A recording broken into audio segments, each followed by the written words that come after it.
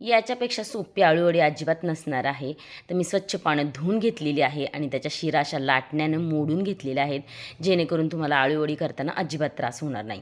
आता सगळे आळूवड्यांच्या शिरा मोडून झाल्यात. आता बॅटर बनवायचे. त्याच्यासाठी मी बेसन घेतले 2 वाट्या, 2 चमचे तांदळाचं पीठ, लाल तिखट, 1 चमचा जिरे, 1 चमचा ओवा, अर्धा चमचा हळद, अर्धा चमचा गरम मसाला, आलं लसूण पेस्ट घेतली 1 चमचा भरून आणि लिंबू घेतलेले मी इथं पिळून. त्याचबरोबर इथं मी पांढरे तीळ घेतलेले. आता सगळं बॅटर थोडं थोडं पाणी करून मिक्स करून घ्यायचे आणि त्याच्यात 1 चमचा मीठ टाका. चवीनुसार तुमच्या मीठ टाकून घ्या आणि लगेच आपण आळूवड्या करायला घ्यायच्यात. आता खूप जास्त बॅटर लावायचं नाही आणि खूप कमीसुद्धा लावायचं नाही. खूप लावलं तर फक्त बेसनची टेस्ट येते आणि कमी लावलं तर तळताना तुमच्या आळूवड्या पूर्णपणे सुट्ट्या होऊन जातात. तर ही गोष्ट नक्की लक्षात ठेवायची आहे. बरं, बॅटर खूप तुम्ही घट्ट बनवायचं नाही आहे, खूप पातळसुद्धा बनवायचं नाही आहे. आता मी ज्या पद्धतीने आळूच्या वड्या स्टेप बाय स्टेप केलेल्या आहेत त्या पद्धतीने तुम्ही त्याच्या वळकुट्या करून घ्यायच्यात आणि व्यवस्थित त्यांना आपल्याला वाफलून घेण्यासाठी त्या भांड्यालासुद्धा मी तेल लावून घेतले.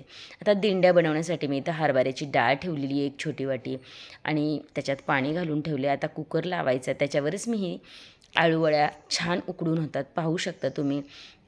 आता आपली दिंड्यासाठी डाळ शिजून झालेली आहे. जसं पुरणपोळीला तुम्ही पाणी काढता ना, तसं ते काढून घ्यायचं आणि त्याचीच मी कटाची आमटीसुद्धा बनवून घेणार आहे.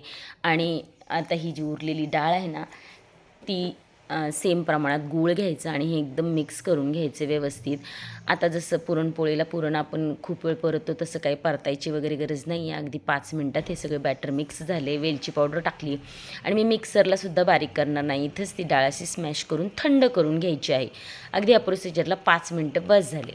आता नॉर्मल चपातीचं जे पीठ आहे ना ते घेतले, त्याच्या रेक्टँगल अशा पुऱ्या करून घ्यायच्यात. आता दिंड्यांचा शेप वेगवेगळ्या ठिकाणी वेगवेगळा दिला जातो. आमच्या इथे अशा प्रकारे त्याला शेप देतात आणि आता ह्या सगळ्या अशा व्यवस्थित शेप देऊन आहे ना आपण सगळ्या दिंड्या बनवून घ्यायच्या आणि फक्त 10 मिनटासाठी त्यांना वाफ लावून घ्यायच्यात. बिलकुल वेळ लागत नाही की आपला नैवेद्याचा प्रसाद रेडी होऊन जातो. आता त्याच्यावर तूप टाकून घ्यायचं आणि लगेच हा नैवेद्य आम्ही साधारण 12 वाजायच्या आत दुपारी दाखवून घेत असतो. म्हणून संध्याकाळी जेवणात तो दिंड्यांचा नैवेद्य नव्हता.